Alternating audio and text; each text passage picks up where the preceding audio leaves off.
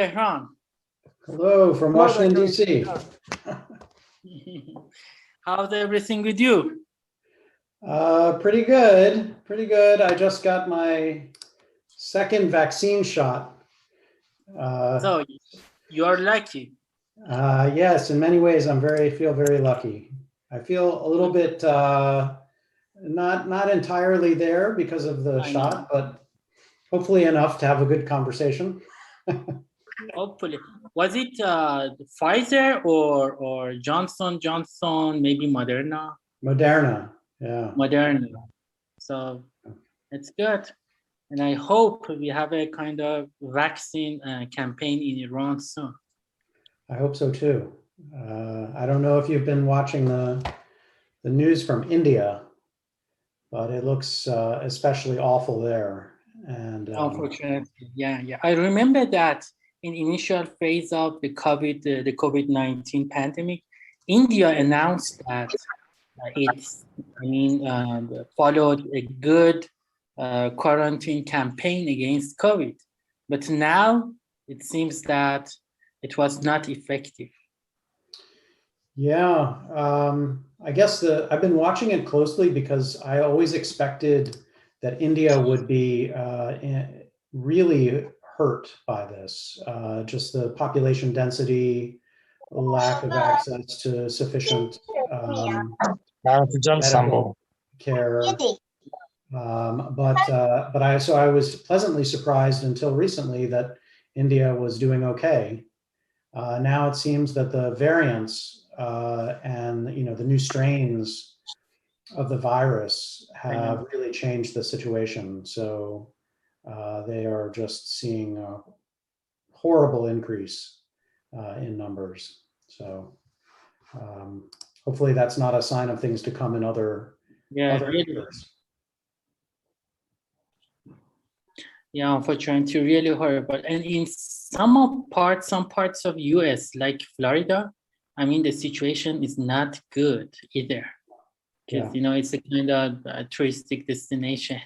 And I used to live in Miami. And in spring break, nobody cares about, quarantine and stuff like that.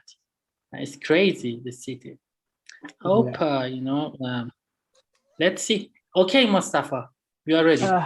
Very good. Yeah, hello, everyone. My name is Mostafa Boushehri. Thank you for joining us today. Though it is 9 p.m. in Iran, well, we are joined by Professor Daniel Markey and Professor Arash Reisinezhad. We aim to discuss Iran, China, and the United States relations, and particularly the recent Iran-China agreement and the United States perspective. Without much ado, I'd like to go ahead and introduce Professor Markey.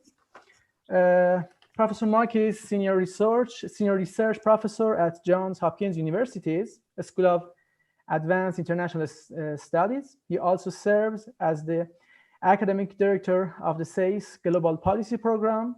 His latest book is China's Western Horizon, Beijing and the New Geopolitics of Eurasia, published by Oxford University Press. And then we have Dr. Reisinezhad. He is professor and deputy head of International Relations Department at University of Tehran's Faculty of Law and Political Science. His latest book is Shah of Iran, the Iraqi Courts and the Lebanese Shia, published by Palgrave Macmillan.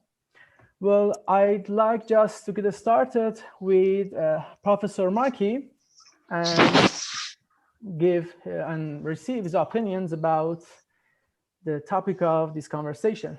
Of course, thank you, Mostafa. It's a real pleasure to meet you, and thanks for arranging this meeting today. And thank you, Professor Reisinezhad, for joining me. It's great to meet you as well. And I'm very eager to have this conversation, something that's absolutely been on my mind recently, as I'm sure it has been on yours. And so I'm looking forward to all that you have to say, as well as others in attendance. I'm going to talk about this Iran-China 25-year cooperation agreement.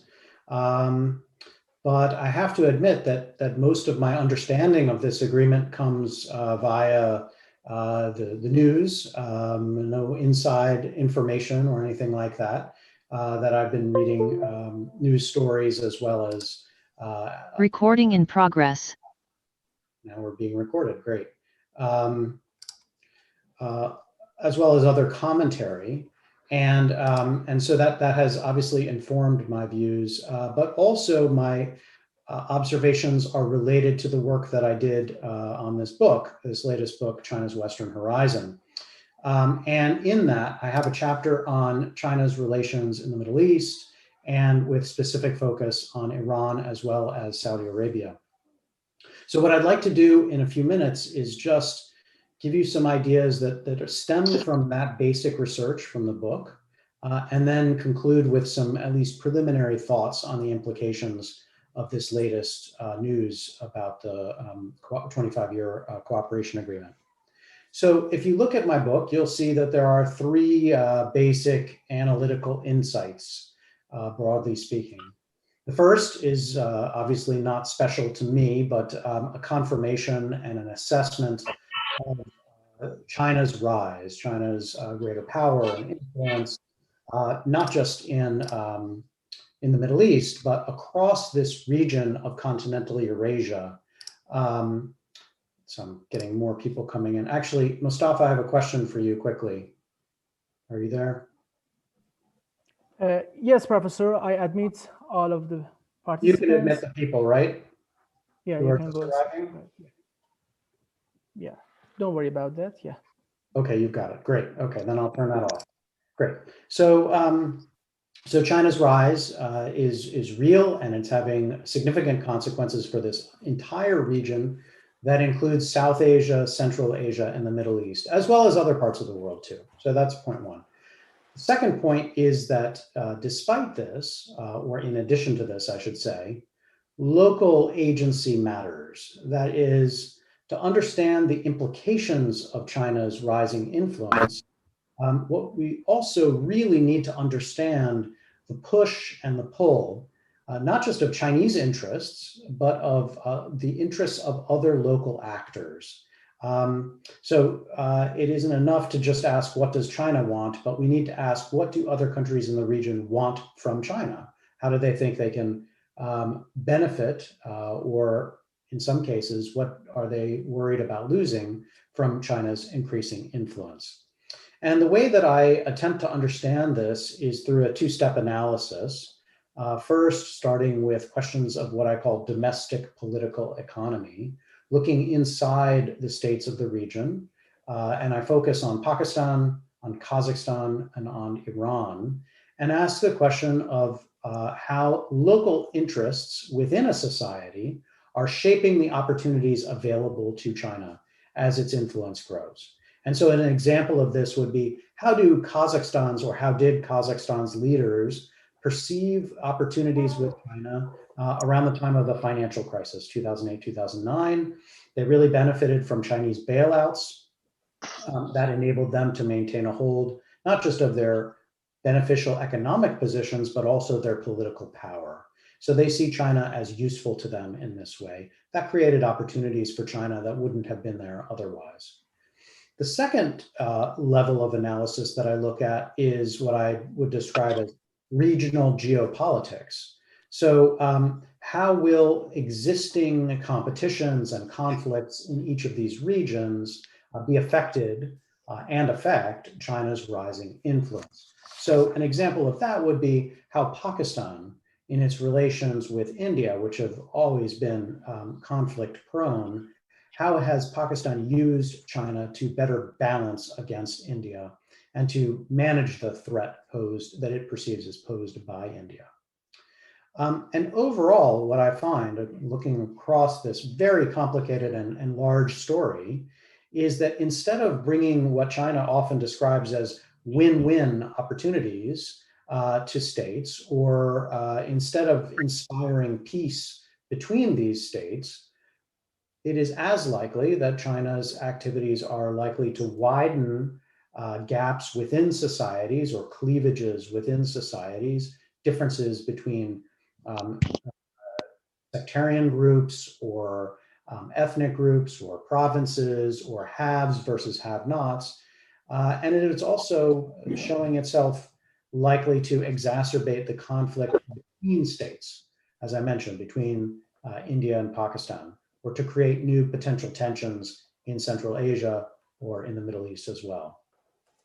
The last point that I try to make in the book is that the United States' strategy for our global competition with China, which is quite real, and you know, I'm sure everybody is aware of that, that competition from a US perspective needs to reflect an appreciation for these local dynamics. So the world is not simply an empty playground for US-China competition. It isn't enough for the United States to match China one for one. To the contrary, the United States needs to be acutely sensitive to the interests and aspirations of other states, because they are central to this competition.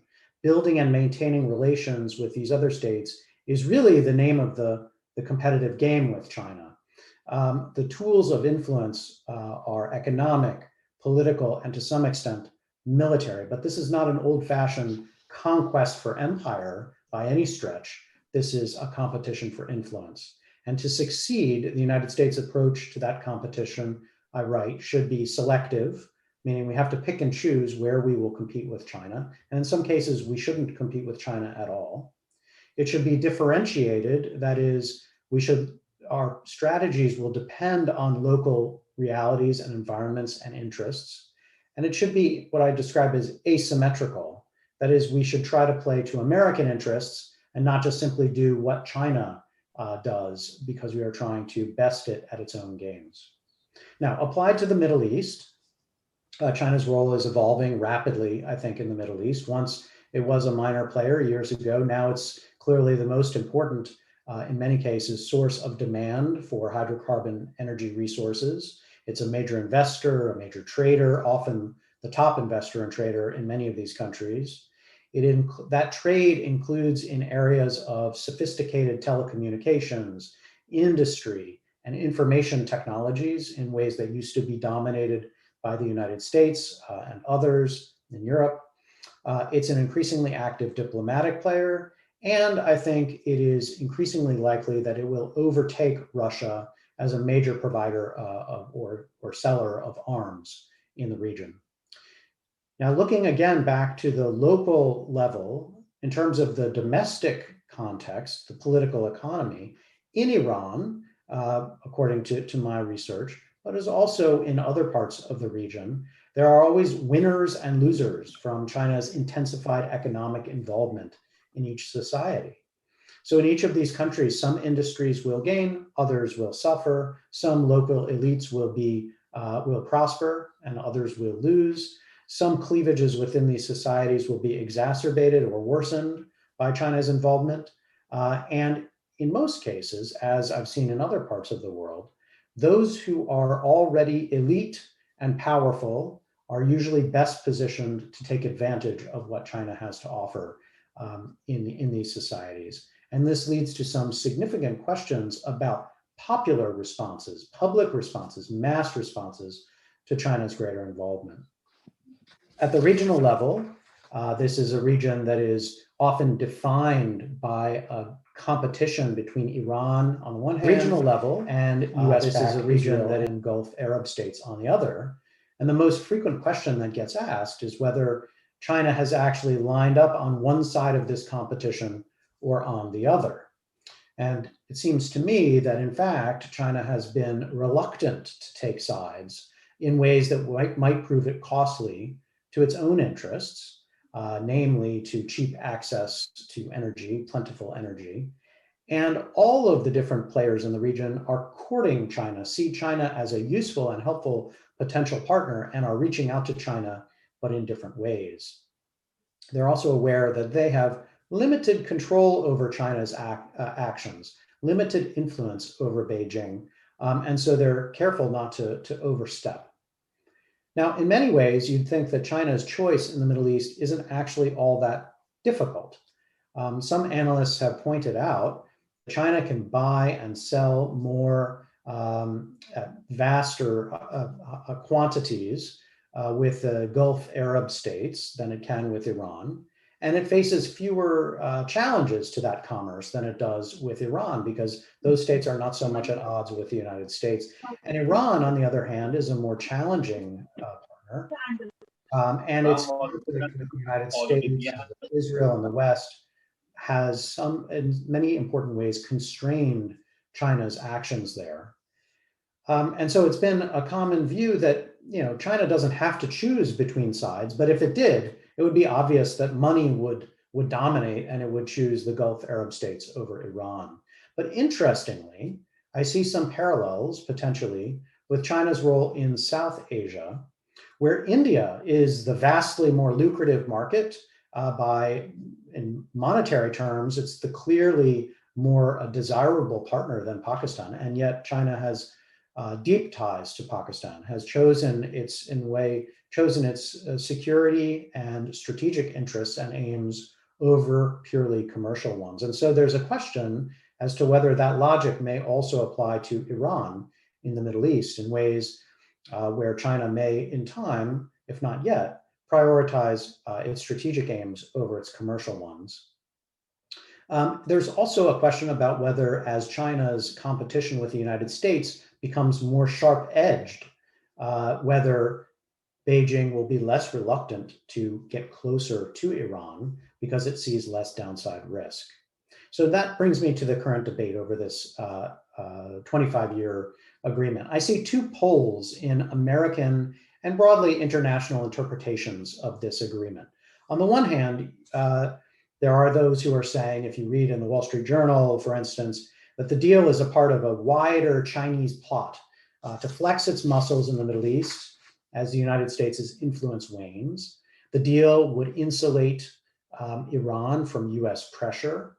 The deal would bring China into Iran, but also into the Persian Gulf in ways, in important new ways, expanding its military and intelligence ties, maybe providing a base, a military base, or opportunities for basing that are accessible over sea, but also over land by Pakistan. A Chinese port or a Chinese access to a port on the Persian Gulf would be a sensitive development for the United States. And of course, China would have a long-term discounted stream of oil and potentially gas from Iran. And in this telling, the China-Iran axis is a central threat to US interests in the Middle East, a demonstration of China's willingness to defy the United States on a critical security issue.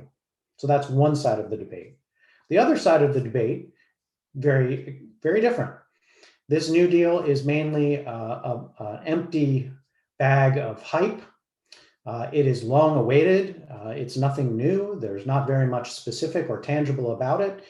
It's a tactical move meant by Iran, mainly to throw in the face of the United States to show that Iran can't be pushed around, that it has options.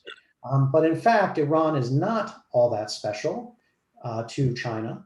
It is not, in fact, the major recipient of Chinese investment or economic partner, and that's unlikely to change. That there's little evidence of China actually gaining access to a military base or even seeking it in Iran. And that it's important to avoid overstating Iran's interests in relations with China, because there has been, to some extent, a vocal negative reaction to the idea of a Chinese presence, military presence, and some criticism of China, especially for some of its actions at home with respect to Uyghurs and Muslims inside of China. So which is it? These two poles, one suggesting this is an important and threatening development, the other that this is nothing really. My view is that the tactical impulse of showing America that Iran won't be bossed around is the important one in the near term, and that there are clear limits on China-Iran ties. There are limits on what China is actually willing to do for Iran. It is not interested in allowing Iran to pursue its nuclear program. It is not interested in exacerbating a conflict-prone Middle East.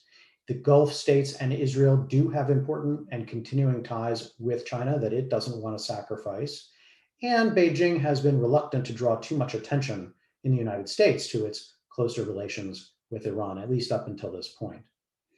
Also, there are limits on what Iran is willing or able to do with China. As I say, Iran has some voices of reluctance in this strategic relationship.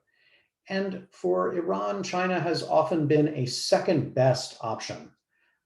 China has been a second best option for Iran. In fact, even on the economic front, Europe has looked as the more appealing partner, which is the centerpiece, we should be reminded of, the JCPOA, this idea of access to European trade and investment that is so important from an Iranian point of view. And so if the JCPOA were to come back, it's possible that Iran would choose Europe over China, and there would be some constraints on China's role in Iran. So those are the parts where I would say there are limitations, especially in the near to medium term.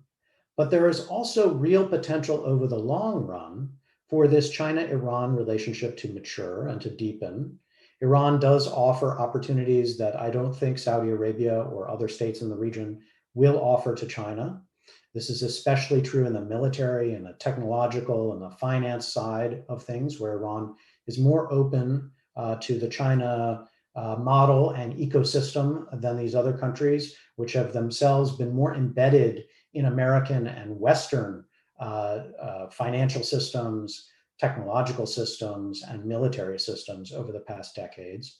Iran is more geographically central for overland connectivity from China, especially because of China's continued close ties with Pakistan. And China does seem increasingly willing to find ways around US pressure to build out Iran's energy infrastructure, as well as its telecommunications infrastructure, its IT infrastructure, in ways that may have implications for politics in Iran, important implications for expanding smart cities, monitoring of communications, and so on. And then finally, this closer China-Iran relationship will have second-order effects. It may affect how India's relationship, for instance, is with Iran going forward and limit that. And we may see that closer relations with Iran offer China a partial means to overcome what's called the Malacca dilemma by having greater access to the Strait of Hormuz. So in the medium long term, I can say the United States is going to be concerned about the implications of China's closer relations with Iran and its greater presence in the Middle East. But it's also clear, and this is my last point, that the vital nature of this region as a whole, from a US perspective, especially with respect to energy, is not nearly as significant as it once was. The United States has new domestic sources of energy, of oil and gas. Shifts in technology make the region less and less vital to America. Unsuccessful wars in Iraq and Afghanistan have led American people and America's leaders to appreciate the downsides to being more invested in the Middle East. And so instead of seeing China coming closer to Iran as seizing a strategic prize or gaining a foothold against America's wishes, at least some leaders in the United States will actually see China as potentially falling into a difficult quagmire, a messy and bloody region where China will be at the mercy of regional dynamics that the United States has suffered with for decades. And this may not be good necessarily for the United States, but it may not be good for China either. So let me leave it there. Thanks again for organizing this. I appreciate the opportunity to speak with you, and I look forward to the conversation.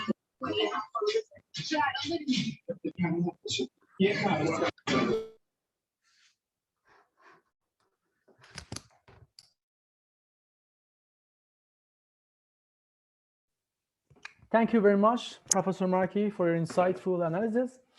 Now we have Dr. Reisinezhad, and I'd like to ask him about his opinion and analysis about these relationships. Okay, hello again from Tehran, and I hope all is well with you, Dr. Markey, and all audience, especially in the middle of notorious pandemic COVID-19. I appreciate Mostafa Boushehri's efforts to arrange this event, and I appreciate Dr. Markey's insightful comments and discussions about this important, increasingly important issue. Well, I'm not here tonight to talk about what Chinese grand strategy is. One Belt, One Road, also known as the New Silk Road or Belt and Road Initiative. I think we need to ask to respond why question, why China has come up with this strategy, and what are the dynamics lurking beneath this grand strategy, and more significantly, about what are the consequences of Chinese New Silk Road on Iran's domestic and foreign policy, also on a power arrangement in West Asia, and in an international power competition between US and China. And I start from the latter, from the US-China power competition, trying to portray a kind of context within which we could analyze Iran-China 25 years agreement. So I understand that in the US, at least the majority of the American strategists have framed Chinese grand strategy as a kind of offensive one. A kind of offensive strategy to reach a global hegemony, to weaken a US position by weakening US, for instance, dollar, right?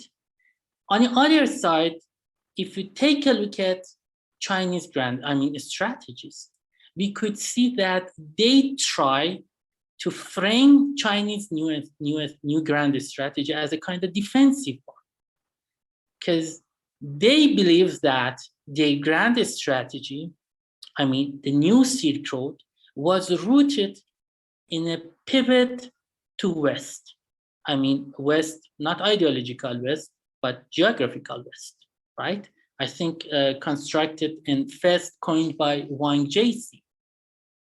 And then this Chinese pivot to West was an effort to crush the US encirclement policy under the Obama administration, called as Pivot to Asia. So Pivot to Asia was comprised not only by a strengthening TPP, Trans-Pacific Partnership, but also by NSRI, New Silk Road Initiative. Proposed by Frederick Starr, aiming to connect Central Asia to the Indian subcontinent by crossing Pakistan and Afghanistan, and ignoring China, Iran, and Russia at the same time. So TAPI, project that's supposed to connect, gas field in Turkmenistan to the Indian subcontinent, is a remnant of that in NSRI. So they came up with this pivot to West and then the New Silk Road. Again, whether offensive or defensive, I think we shouldn't discuss about the issue, and it's completely ambiguous. If we want to understand this issue, we should get back to history. In history of the Silk Road, ancient Silk Road, as you know completely, the ancient Silk Road was rooted in a Persian royal road extended from shore of Asian Sea, Minor Asia, to the central plateau, Iranian plateau, to Babylon, Susa, Persepolis, Ekbatan, then to eastern Iran. And then after Alexander Macedonian and his successor, this ancient Silk Road was extended to Transoxania. So at the same time, China came up as a united great power, especially under the Han dynasty. And we have an Emperor Wudi, I think, that left Chinese previously foreign policy, which was completely defensive against nomadic tribes living in north part of China and west part of China, modern Xinjiang. So he came up with a kind of new foreign policy in crushing nomadic tribes by following a kind of preventive warfare. So his intention was defensive, but his action was framed as offensive. And it was the first connection between Chinese Han and Iranian Parthian and then Sassanid. So same pattern we could see now. Again, this is my argument that the ancient Silk Road had specific features that are still vivid and durable, as such that the rise of Silk Road under the name of the new Silk Road would follow the same logic and pattern. So that's why the Greater Eurasia is really important. Again, talking about intention would not be helpful, and rather we should think about unintentional consequence of power competition between US and China on a Silk Road. Same pattern for the ancient Silk Road, I mean power competition between regional powers. So final outcome of both the ancient Silk Road and the new Silk Road was interconnection and interlinking vast Greater Eurasia, right? And then if we want to talk about unintentional consequence, I think we should understand it in several levels.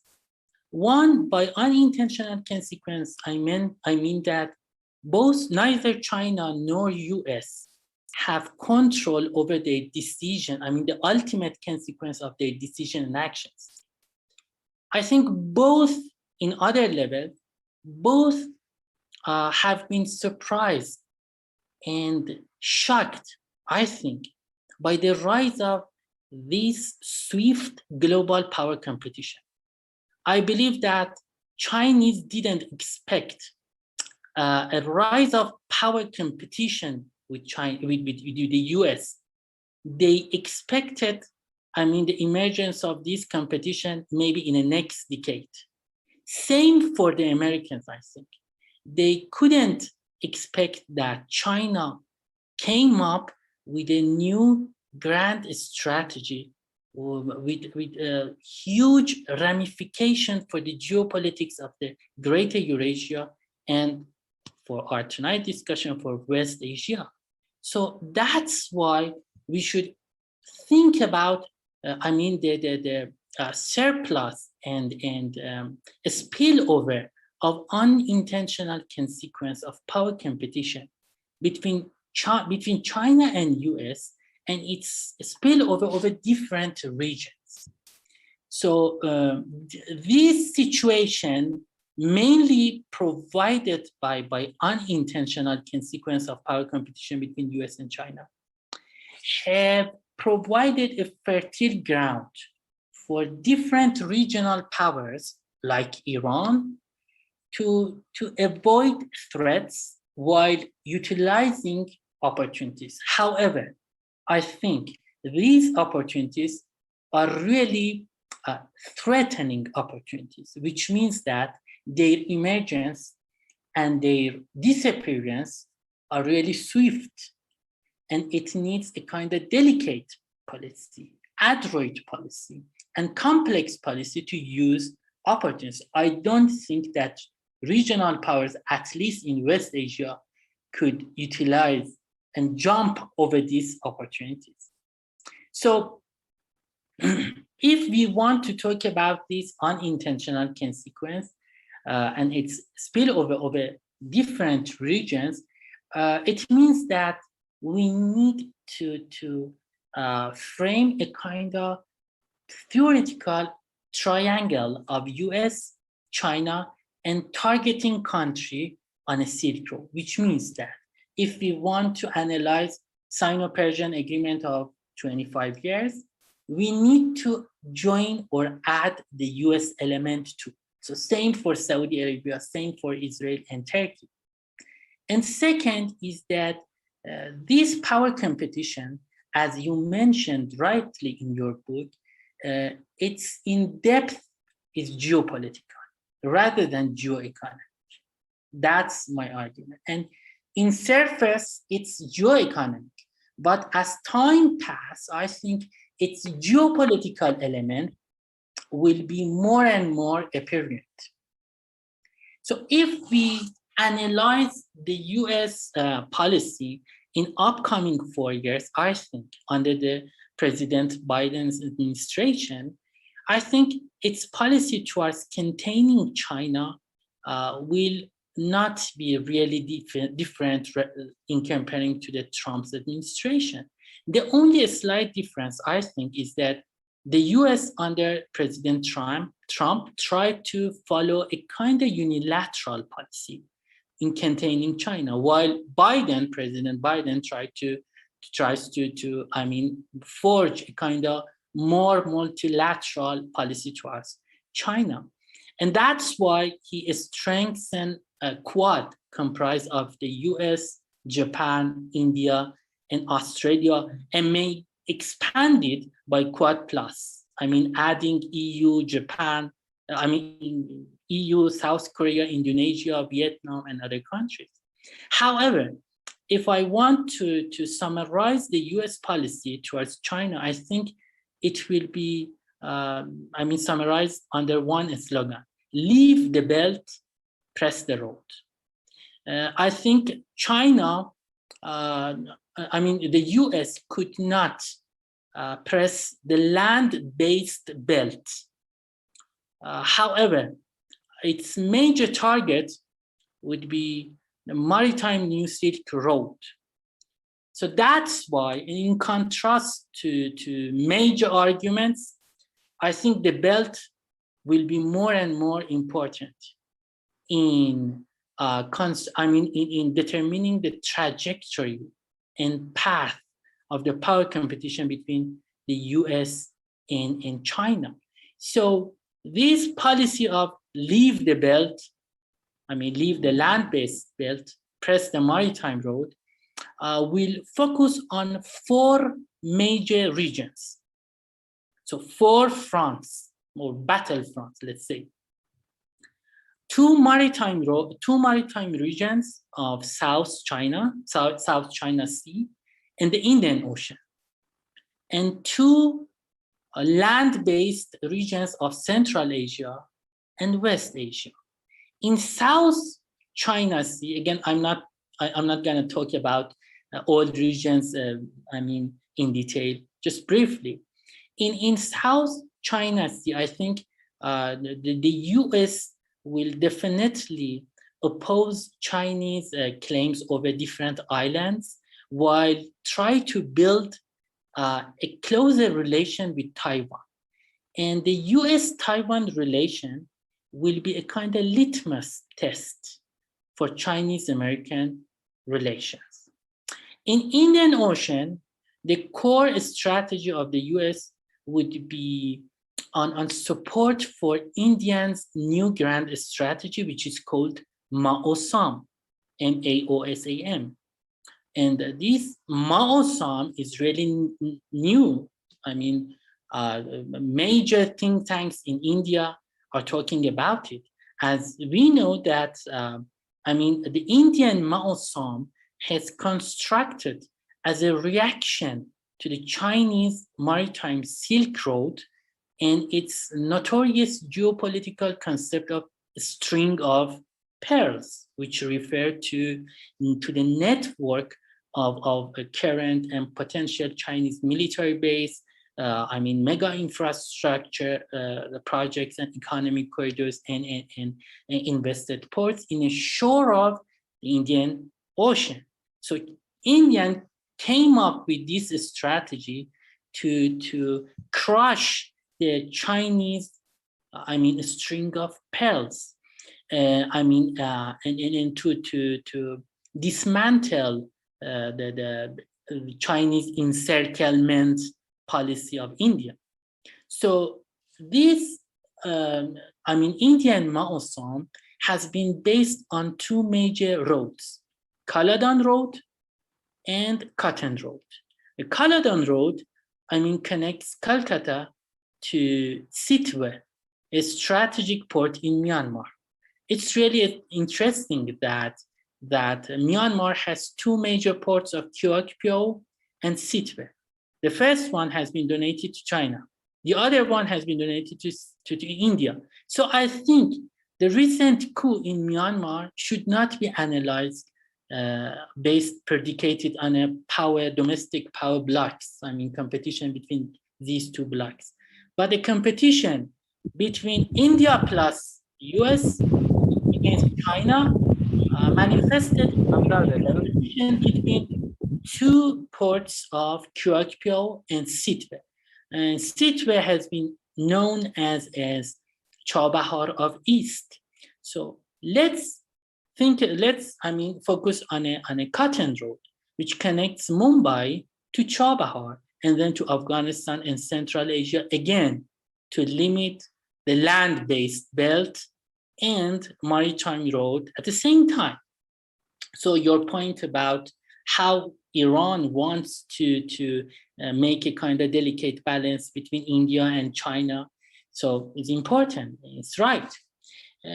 For the first region, land-based region, Central Asia, I always see Central Asia as a kind of, a region that carries paradox of stability and instability for the Silk Road. How and why? Historically speaking, Central Asia functioned as a bridge of the ancient Silk Road. Now it's called as a new Eurasian bridge. And it carries this paradox of stability and instability, which means that when the Central Asia was under stability,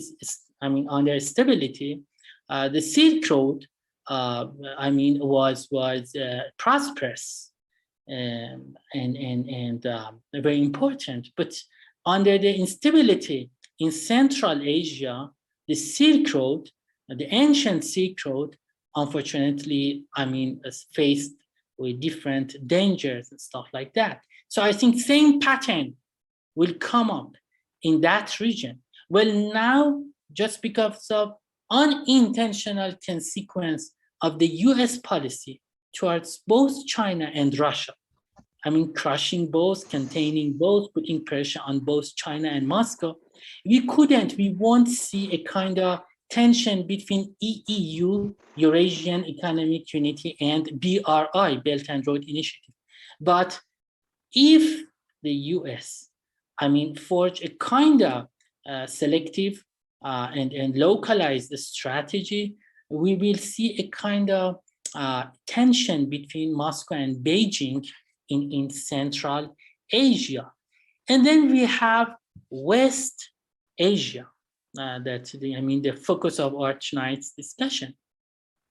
There has been a bunch of corridors, and as you know, the only corridors that has been implemented for the land-based belt is the CPEC, Chinese-Pakistan Economic Corridor. So for the corridor of CCWAEC, China, Central Asia, West Asia Economic Corridor, well, according to map, this corridor is supposed to cross Iran, right? But it has not been implemented yet and fully.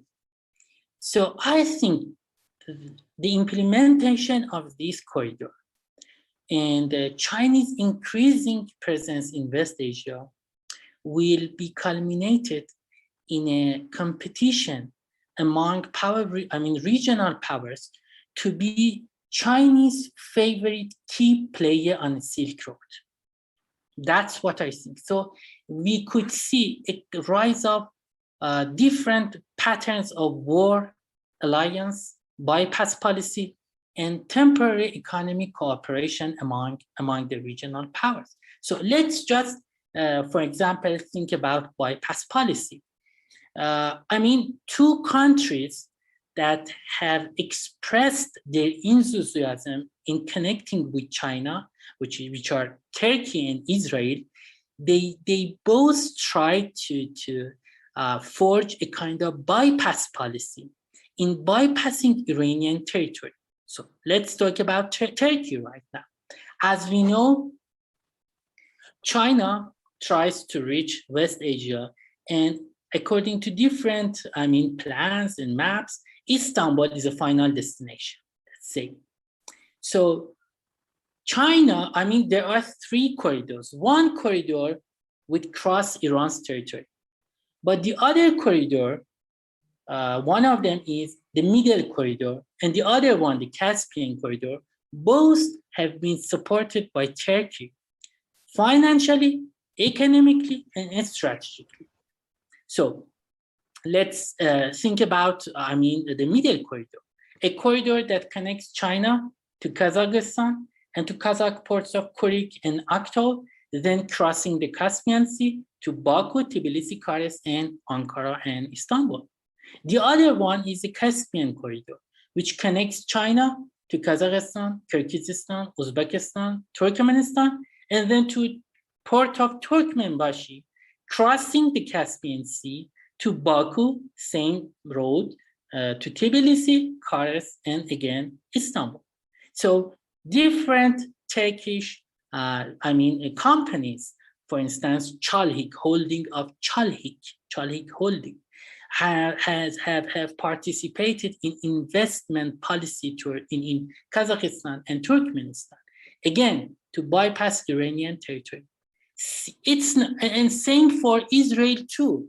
Israel, I think, tries to, forge a kind of corridor from Fujairah in the eastern shore of United Arab Emirates to Saudi Arabia, to Jordan, to Haifa. So again, both try to bypass Iranian territory. So this bypass policy has not been new. And that's my argument. On an ancient Silk Road, the Roman Empire and the Byzantine Empire both tried to bypass Iran under the Parthian architect and in the Sasanian by forging networks on the north part of Black Sea and Iberia, part of modern Georgia, north of Caspian Sea to Central Asia to China. Well, their bypass policy didn't work. So, but however, this bypass policy is really now supported by Turkey and Israel. And so this broader context should be taken into consideration if we want to talk about Iran-China 25 years agreement. So if we want to talk about this agreement, I think we should start from this point that the signing this agreement is the first manifestation of implementation of Iran's look east policy or eastern look policy, or according to the Persians, negah be sharq, right? However, there are 2 interpretations of this agreement in connected with Iran's look east. The first group, I think, in Iran tries to translate Iran's look east policy as a kind of pivot to the east. So they are searching to build a kind of strategic alliance with China and Russia, or at least a kind of strategic partnership with both China and Russia. The other group, however, tries to, forge a kind of delicate balance or positive balance among China, Russia, EU, and possibly, the USA. So 2 different interpretations of Iran's look east policy with regards to signing, with regards to the Iran-China recent 25 years agreement. So that's why I think there's a competition over the final and ultimate interpretation of this agreement in Iran and in region, not just because they are not uncertain about Chinese ultimate intention or the upcoming US policy, towards this agreement, but because of unintentional consequence of the US and Chinese power competition. Despite the slight difference between these two groups, these two power blocks in Iran, I think, this agreement shows a kind of rare example of rising a kind of pseudo consensus among Iranian elites in a support for this agreement, or at least partial support. Again, we are talking about political elites rather than society. So there are different reasons behind the rise of this exceptional pseudo consensus, I think. One is the US withdrawal from JCPOA. The other one is the weakness of EU in support of, Iranian economic interest. So that's why Iranian started, perceiving China as a second best alternative to European technology and investment. And also, I think for the first time, I'm gonna mention this, that Iranian elites, right or wrong, they understand their country's geostrategic location and advantage in the middle of power competition between US and China. So one manifestation of this understanding, I think, and academically speaking, is the rise of science of geopolitics in different think tanks and policymakers centers in Iran. As you know, before, in a recent 2 years, we see a kind of emergence of science of geopolitics.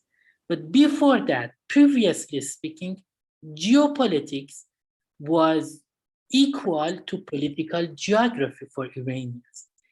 And now they have been mesmerized by the science of geopolitics. And it's a manifestation for Iranians' understanding and knowledge of their country's geostrategic location in the middle of rising power competition. So they understand that the US see, regional and local issues in connected with the international power competition. So they know that the US think, internationally, which means that they count on regional and local issues as far as these issues add or weaken or strengthen power equation with China. So that's why they see, the agreement as a kind of tool in acceleration of the US return to JCPOA. So this interpretation, it gives you a pulse that they are mesmerized with the science of geopolitics, and the US, and they are trying to being adroit in selling Iran's geostrategic location as an advantage in the middle of rising power competition between US and China. So now if you take a look at math, and of course all the audience know that China has a kind of geopolitical and geostrategic and, let's say, energeopolitical Achilles heel, which is the Strait of Malacca. 80% of Chinese maritime oil imports flowed through Malacca.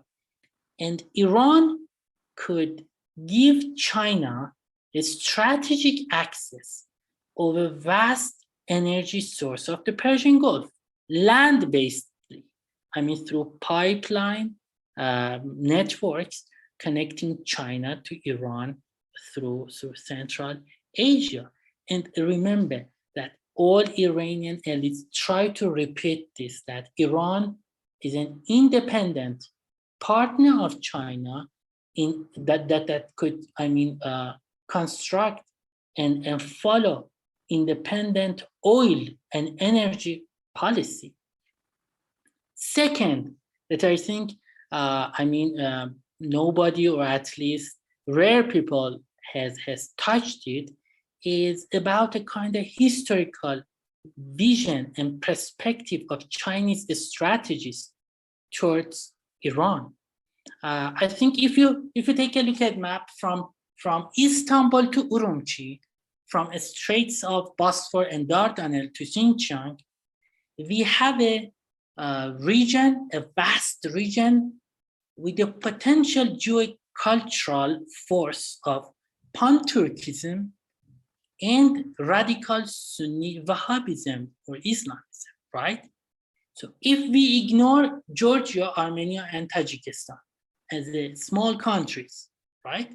The only country which is non-Turk and non-Sunni is Iran. So I think Chinese are beginning to see Iran as a kind of last defensive castle against, the encircling of China, at least in a Western direction. So that's why I believe that it's true that China doesn't want to be sucked in a different tension in West Asia. China tries to continue keeping its delicate balance among different regional powers of Saudi Arabia, Iran, Israel, and Turkey. However, unintentional consequence of power competition between US and China will frame Iran more and more as a strategic partner for China in comparing to Saudi Arabia, Turkey, or Israel. So that's my point. Again, unintentional consequences are really important. And again, if you get back to history, we could see, there was a kind of strategy, pseudo-strategic partnership between Iran and China. When Yazdgerd III, the last Shah of Sassanid, he faced existential threats of Arab Muslim invasion, he dispatched his son, Piruz, to Gaozong, while, in order to find a support against this existential threat. I always ask my question, I always ask myself this question: why Yazdgerd dispatched his son to China? Why not to India? Why not to other countries or other nomadic tribes? So I think there was a kind of pseudo-strategic partnership between China and Iran, historically speaking. While his campaign, Piruz's campaign wasn't successful, but it showed the importance and significance of Chinese perspective towards Iranian under Sasanian and Parthian as a force, as a stable force that could keep Central Asia as a bridge more stable. So I think they both try to put pressure on nomadic tribes in Central Asia. So this pattern of, forging a kind of a strategic partnership between lion and dragon, it is still vivid. So, and I think it's vivid among the Iranian elites, or at least it's right. And then, as a last, discussion, I think just because of the consequence of unintentional consequence of the power competition between US and China, I think Gwadar, the strategic port in Pakistan, will lose its significance. That's my argument. Because now Gwadar is the only joint connecting both land-based belt with maritime road. However, its location will be replaced by Chabahar. So if you take a look at the agreement between China and Iran, different clauses have been, dedicated to Chinese investment in Chabahar. Why Chabahar? Because of several reasons. One, because of, I think, again, the importance of historical force. Remember that on an ancient Silk Road, it was Hormuz, a small island in the Strait of Hormuz that functioned as a joint connecting both land-based ancient Silk Road and the maritime Silk Road. Second, Chabahar is more strategic. It's much closer to the Strait of Hormuz. And then it's much closer to Oman, because China has invested massively in Salalah and Dukh, and two strategic ports of Oman.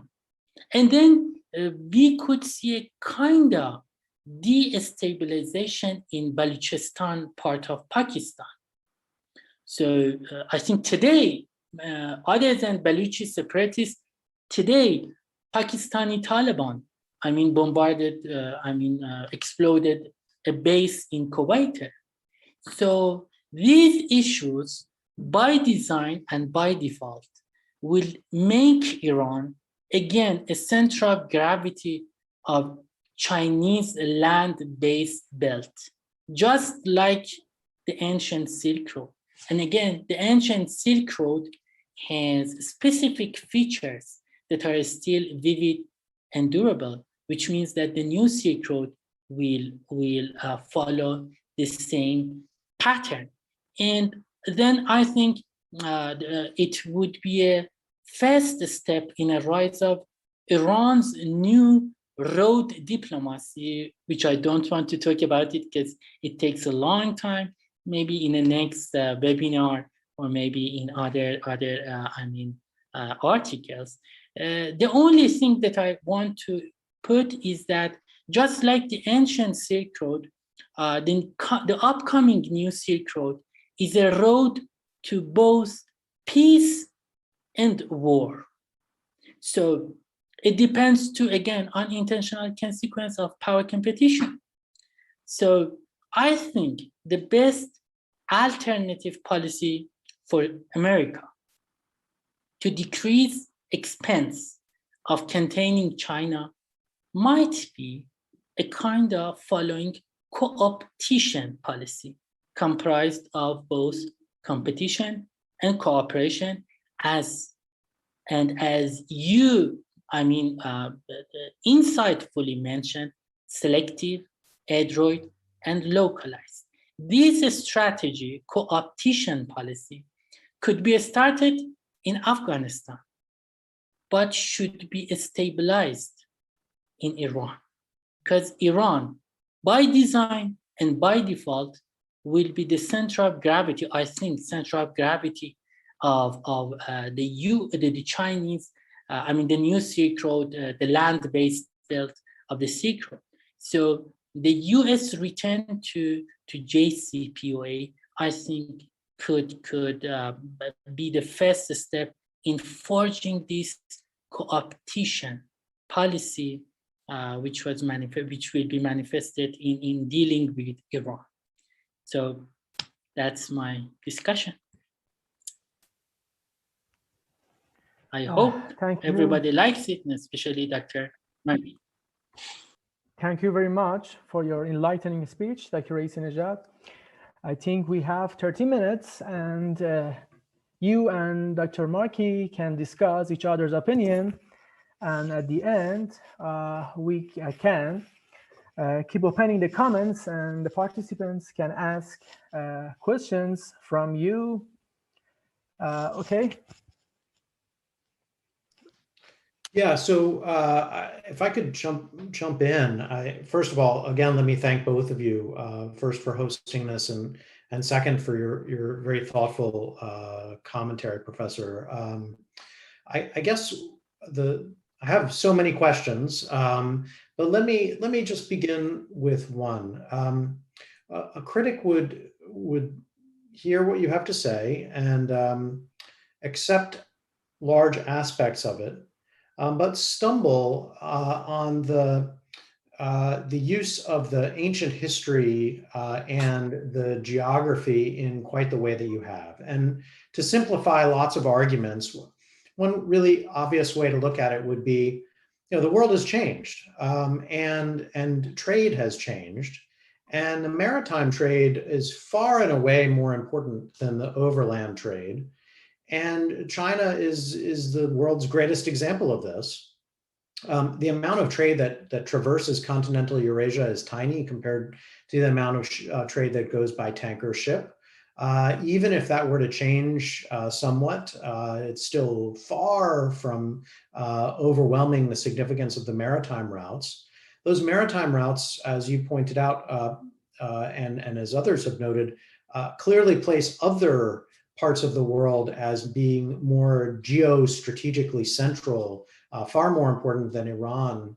So why do you think, what leads you to believe that, or you and others who are beginning to see Iran as so central to the Belt and Road, and to see China's activities on land as being so much more significant and increasingly significant than its activities on sea, what leads you to believe that? And even if you're right, again, other critics would say the United States should, as you put it, this strategy actually makes sense. Leave the land and press the sea, because the United States is traditionally a maritime power. Many of its allies are maritime allies or connected only by sea. Why not pursue that strategy? Play to America's strengths as they continue to be, and allow this to go forward. So I'm kind of curious as to how you see that development, and why you place so much emphasis on the overland routes.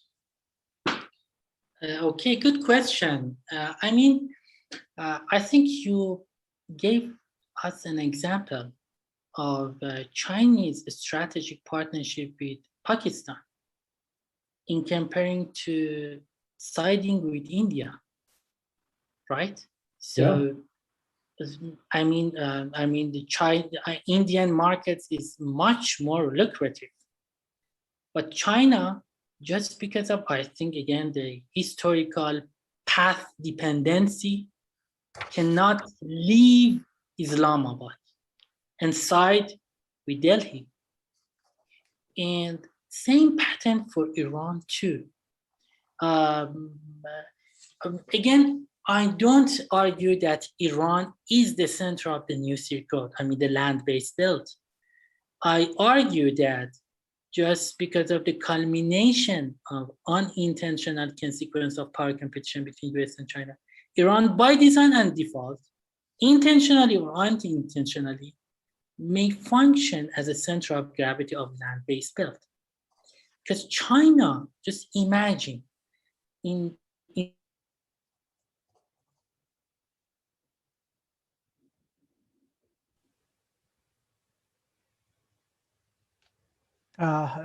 I think Dr. Reisinezhad has disconnected because of poor connection. Yeah, I think. I still see his image, but yeah.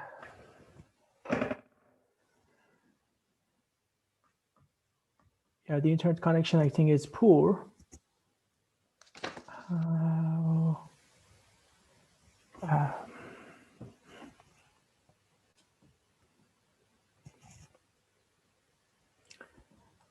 He's left. Yeah, he left. How? If we give him 1 minute to come back. Yeah, I can call him and ask what's the matter.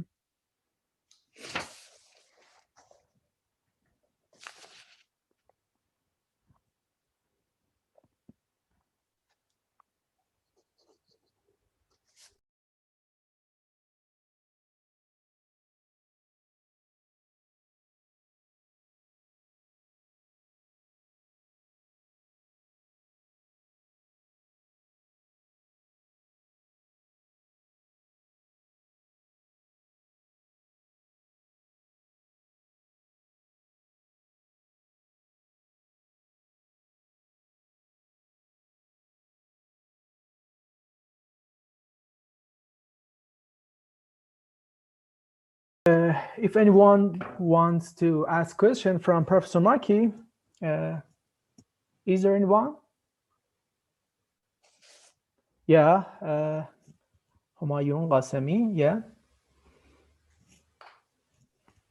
First of all, I wanted to thank both professors for sharing their insights with us. And I actually had the honor to be one of Professor Reisinezhad's students. So his vision is quite clear for me, and there's no question there. But I want to talk about some of economic leaked information from this agreement.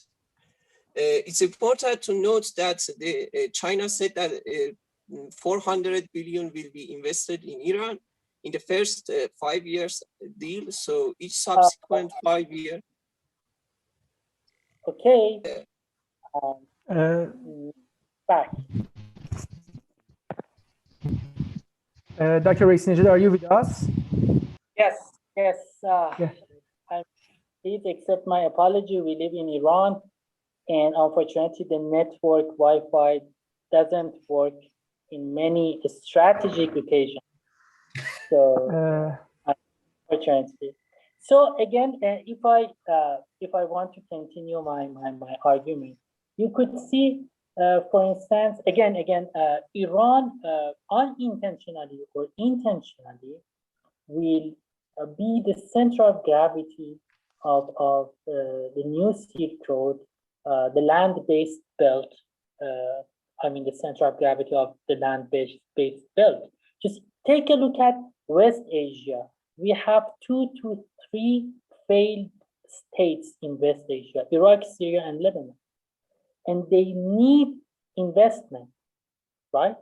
So, and if you take a look, after signing agreement with Iran, China is trying to sign agreement with Iraq. It gives you a pulse, a direction, an ultimate direction, reaching Mediterranean. So, of course, the commercial, the trade, maritimely speaking, is much more than the land-based one. I think 90% of global trade is on a sea rather than on a land-based. Through train or transit corridors.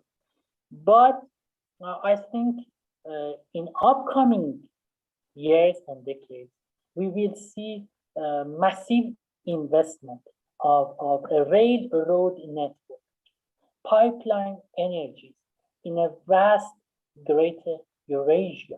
Well, your point about why not the US pursuing its maritime strategy of pressing maritime Silk Road while leading the belt.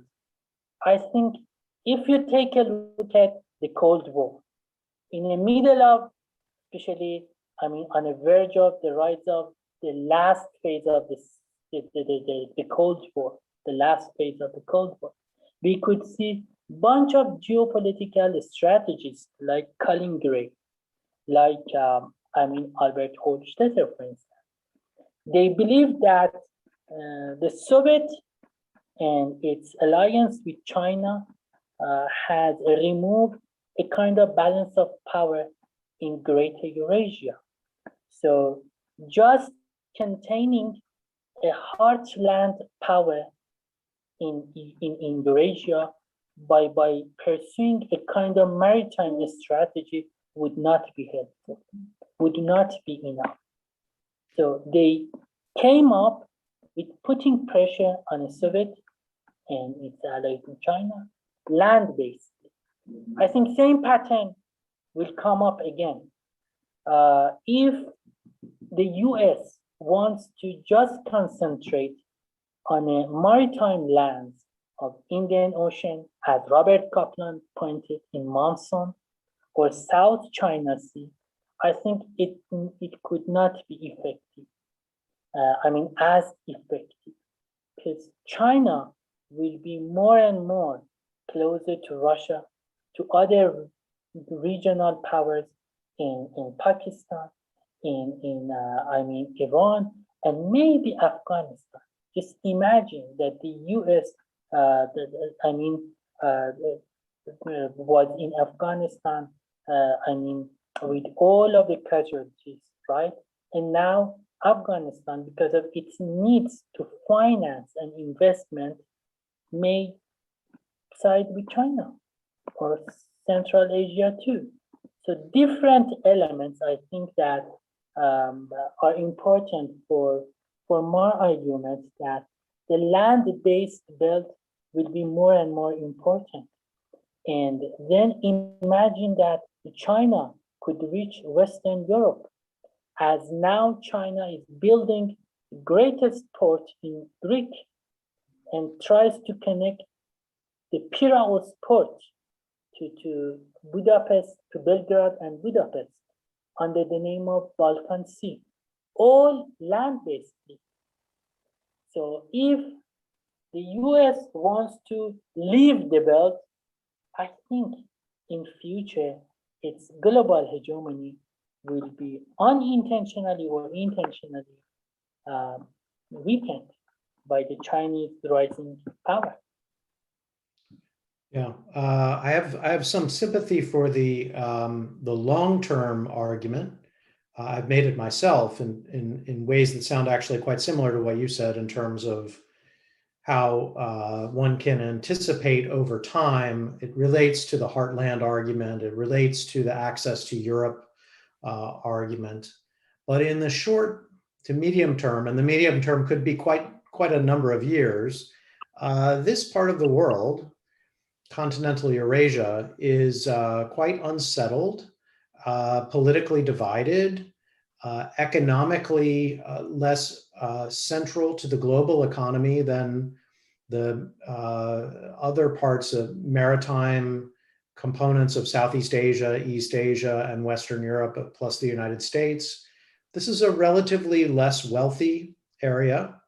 If you combine to that the sense, as I concluded my comments with, this sense that hydrocarbon economy is going away, and we will see the increasing significance of alternative energy. So again, over the long term, the access to the Persian Gulf, to these regions will not assume the same significance economically or even politically as it once did. The question is, what is the prize that China has won?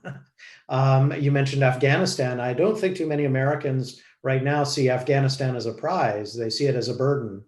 And I think they, at least for the moment, are quite willing to allow China to assume more of that burden. And that informs a lot of American thinking about the region. But one other question for you, which is, do you perceive that China is making a serious attempt in the Middle East to actually smooth over differences between the contesting parties that you've identified? In other words, when China comes to Iran, does it make any serious attempt, or when it makes comments and when Saudi Arabia or the UAE, do they make any serious effort to calm tensions in the region?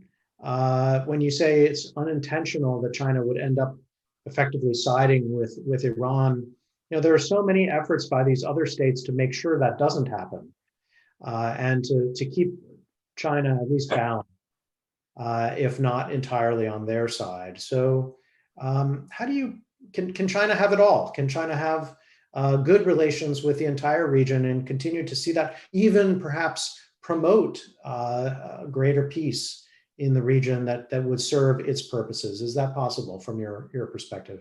Again, I didn't argue that China will side with Iran, against Saudi Arabia, Israel, or Turkey.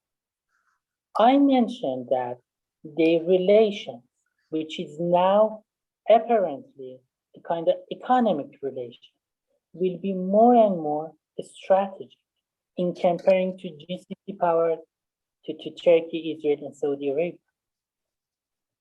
And second, I think Iranian elites, reformist, moderate, conservative or hardliners. They, practically or theoretically believe that there is a permanent feature that Iran has, which determines its foreign policy, which is Iran's strategic loneliness. Iran's strategic loneliness is not equal to Iran's isolation. Rather, the strategic loneliness means that Iran, by design and by default, lacks a kind of strategic ally in a historical, in a military and political juncture. When the existential threat comes up against Iran, Iran will be lonely. And now just take a look at Iranian elites now. They know, their memory of Iran-Iraq war is still vivid. That in the middle of war, Iran was completely lonely. No country supported Iran. And this mentality is not new, while of course after the Islamic Revolution, it got more and more intensified. But the roots of Iran's strategic loneliness, it's a core concept in my book. So the roots of this strategic loneliness dates back to the history and geography of Iran. So again, Iranian doesn't look to China as a kind of strategic ally. Again, there's a power bloc in Iran which tries to frame this relation with Beijing as a kind of strategic alliance with China. They always propose the construction of kind of Asian NATO, which is it's not possible. However, again, the unintentional consequence between the power competition between US and China will make Iran-China relations more strategic. Again, in comparing to Turkey, Israel, and Saudi Arabia. Well, of course, these three regional powers try to prevent the emergence of this strategic relation. Turkey by forging its bypassing policy, Israel by putting pressure on China because China needs modern technology and high-tech technology, and Saudi Arabia by the pressing Chinese for because China is hungry to its oil policy, its oil vast energy. So these three countries, intentionally or unintentionally, in alliance or separately, they look to prevent the construction of a strategic relation between dragon and lion, let's say. That's my response. Mustafa, I don't know how you want to handle the time, but I do have one other question for you, Professor. Okay. We have 10 minutes, Doctor. Okay. Then I'll be quick on this one. It's just if we see progress in the JCPOA and the United States and Iran return to it, is that good or bad for China-Iran relations? I think, as you know much better than me, let's say China is reluctant to be sucked in a middle of, all tension in West Asia. So the US return to JCPOA, I think, would be a very good step towards China-Iran strategy, relations right now. However, without US return to JCPOA, the power bloc in Iran who looks for making Tehran-Beijing relation as a kind of strategic alliance will be more and more important and strong. Okay? But by the US return to JCPOA, Iran at most tried to construct its new road diplomacy, which its cornerstone is based on making a positive balance among China, Russia, EU, and United States of America. Because I think the elites in Iran may not leave China again. Because after signing the JCPOA, I remember that, I mean, the moderates in Iran, they left China.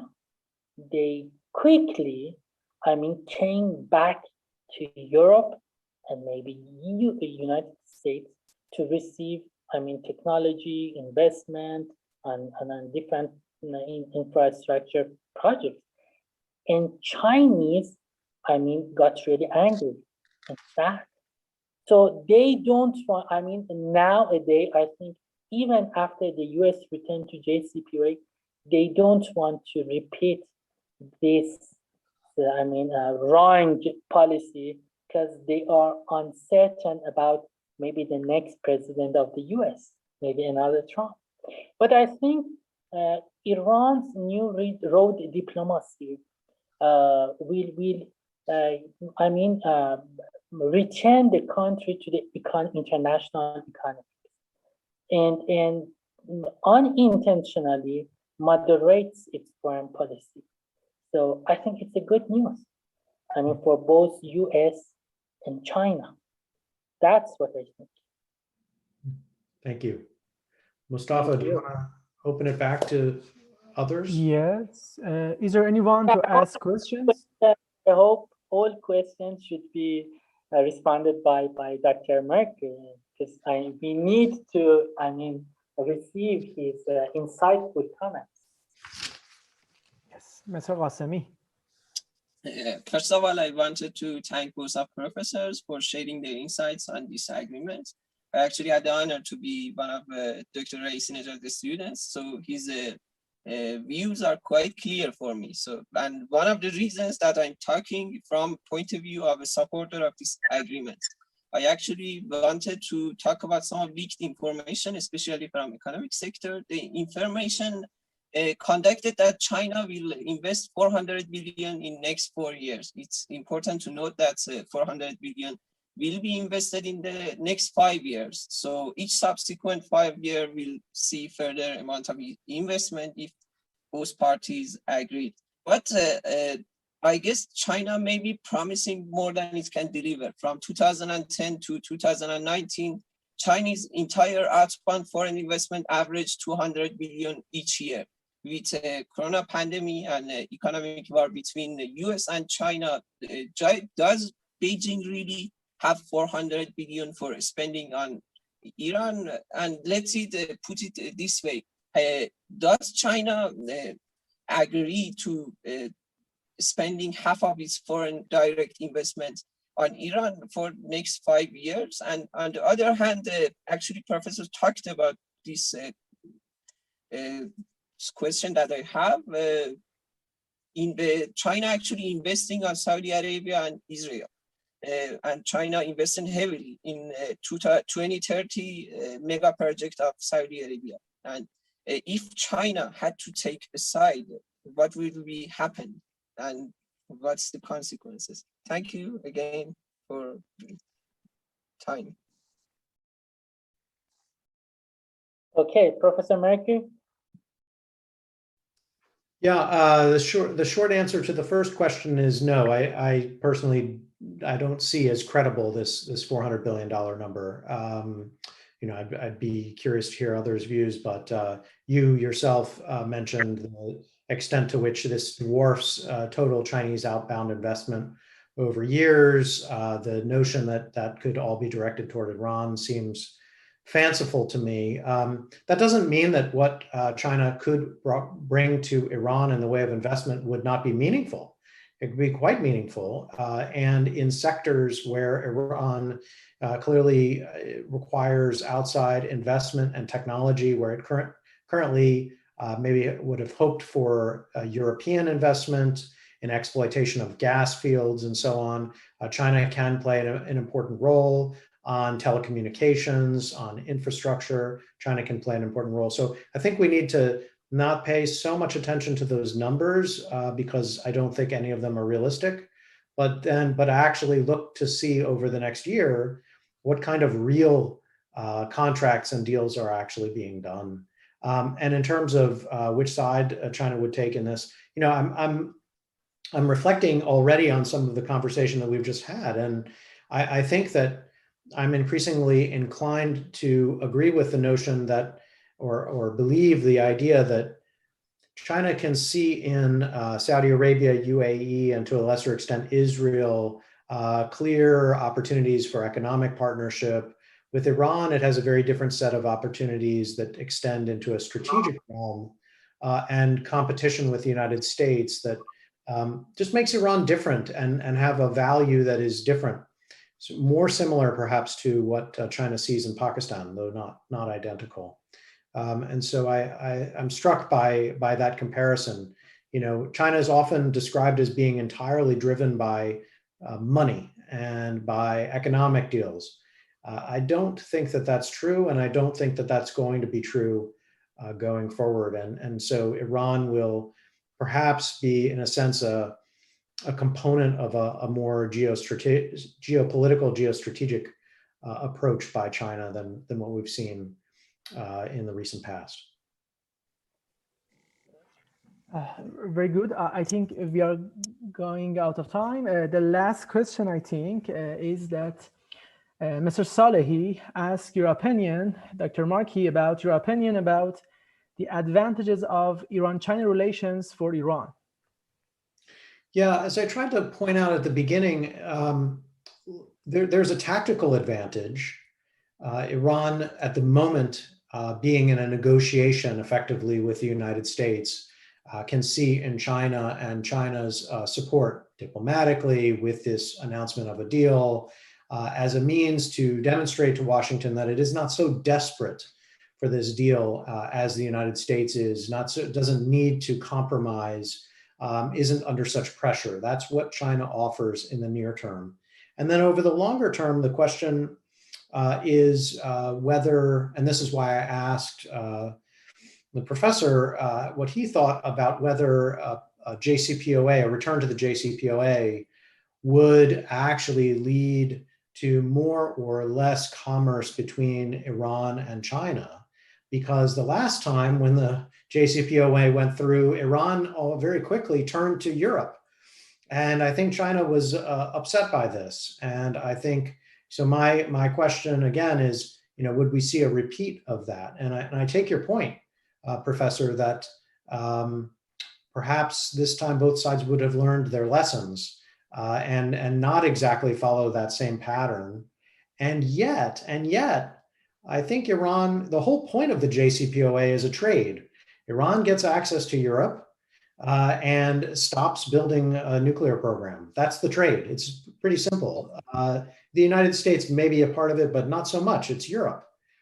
So if Europe isn't that attractive, then it worries me that Iran may not have as many reasons to actually return to this deal.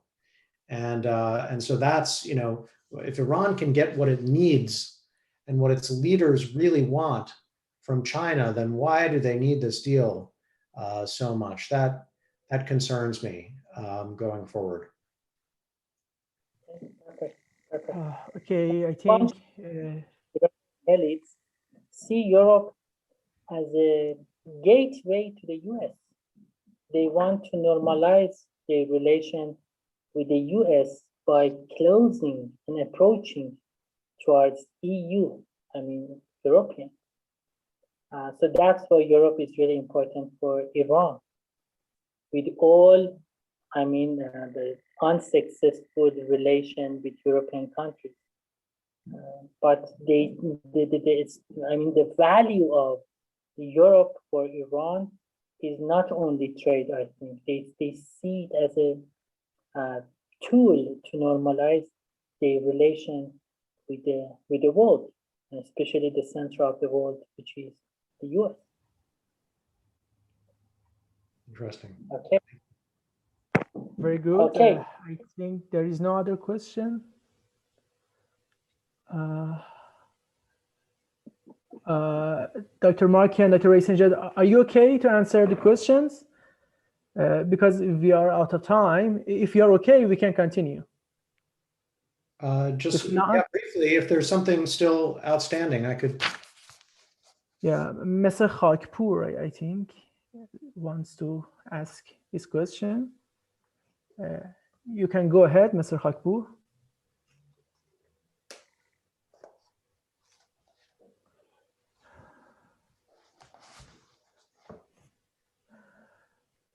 Are you hearing us? Hello, can you hear me now?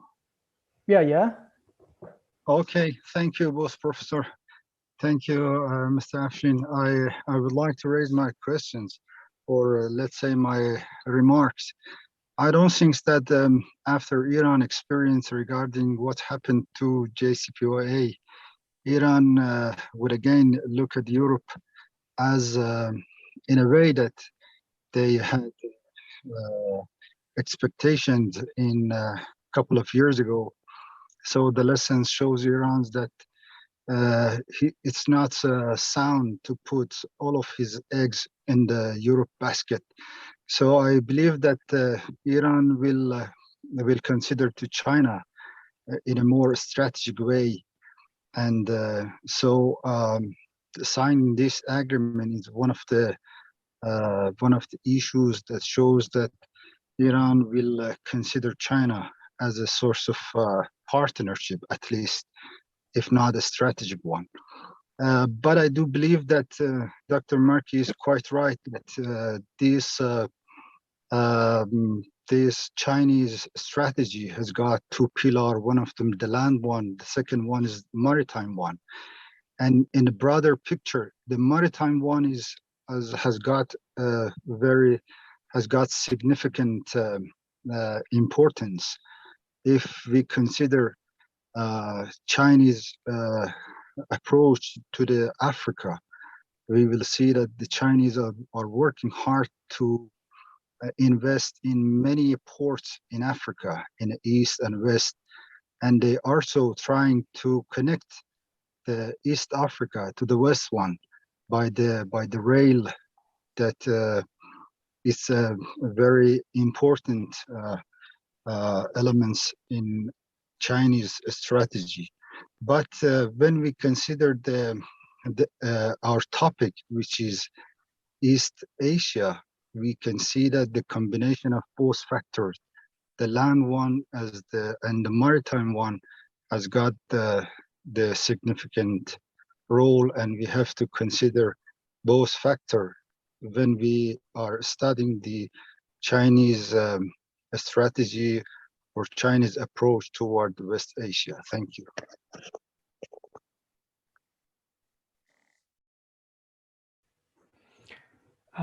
Very good. So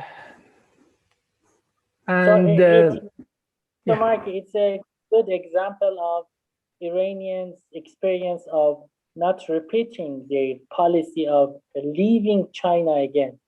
Here's another example. Yeah, no, I think it's really important not to see the last JCPOA as something that once it happens, the same story will unfold identically the second time. You know, everyone will have learned different lessons, but I'm still I'm impressed by your response about how the JCPOA still holds appeal, why Europe still holds appeal, even if maybe, as the last speaker put it, Iran is still less willing to put all its eggs in the European basket. I think that makes sense. It's just a different balance, and that's what we're seeing globally. That China has a greater weight and significance everywhere on all issues. Iran is, in this respect, not special. It's actually indicative of a wider pattern where we are all being forced to consider China in ways that, you know, just 5 years ago, it was different. It was materially different. And that takes adjusting. Sometimes, you know, I think your points, Professor, about the unintentional elements of this, they're the ones that creep up on us most by surprise. on all sides. And then we have to readjust, and that makes it very complicated, but it's not just a matter of intention or goals, which may stay consistent, but of the unintentional consequences of change in terms of power dynamics and resources and so on, that we have to keep a close eye on. That's completely true. Very insightful. I don't want to add to this comment because it was bright, and I think we share some part of visions towards the issue. I hope our conversation, contributed to the literature and shedding the light into the current debate. Mustafa, do we have time, or I think? Yeah, we are out of time. Yeah, we are out of time. But if you want to answer the last question, Mr. Salehi asked Professor Markey, what are the side effects of Iran-China relations on U.S. strategic programs for the future in the Middle East? The side effects of Iran-China relations.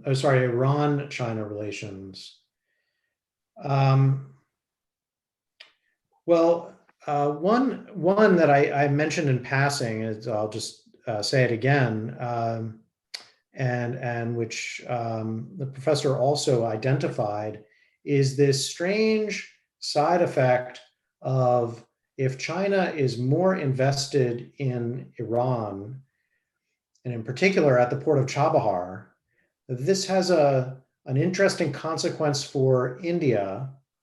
And because the United States, in its broader global strategy for competition with China, is more connected with India, this is a good example of a kind of unintended consequence. China and Iran coming together, not principally having anything to do with India, but it has a consequence for India, which then affects India's capacity to access into Central Asia and energy resources there, which will, in a sense, threaten India, make India's job harder to access that region.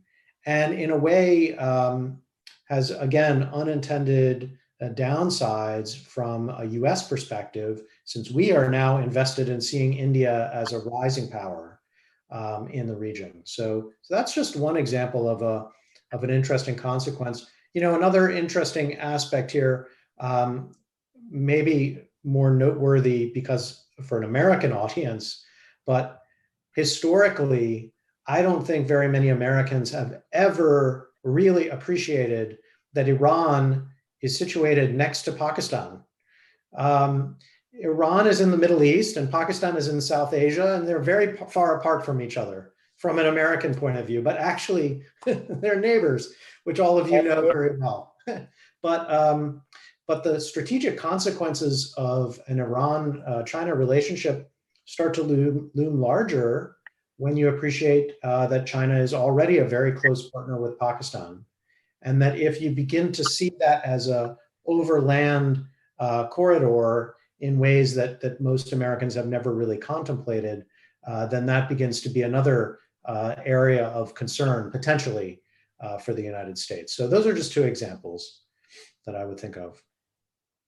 Regarding Chabahar, as you know, Chabahar was the only place in Iran that was exempted of the US international sanctions, both under Obama and Trump, just because of, the US containment policy against China and support for India. Now, I think Iranian elites intentionally, proposed Chabahar to China to put pressure on India, because I've heard that Indians, they didn't invest a lot in Chabahar. So they want to put pressure financially on India. So while at the same time opening the road for Chinese presence in Chabahar. So again, in this situation, kind of complicated situation, because at the one side, at the one hand, the US wants to contain Chinese presence in Chabahar. while supporting India's presence in China. So again, I think the Iranian elites now understand or is understanding the geostrategic, the advantage of Iran's geostrategic location in the middle of US-Chinese power competition. It's a good example of this knowledge, this insight. I don't know if it is superficial or really original or authentic. Let's see. Okay, Mostafa, I think we are up. So yeah, I think there is no any question, and I should say thank you everyone for participation, and thank you Dr. Markey and Dr. Reisinezhad for accepting my invitation. Thank you for your enlightening speech, and yeah, I think goodbye everyone. Goodbye. Thank you again so much. It was a real pleasure to meet both of you and to be able to participate in this. I hope we can do similar things again in the future. Sure, my pleasure.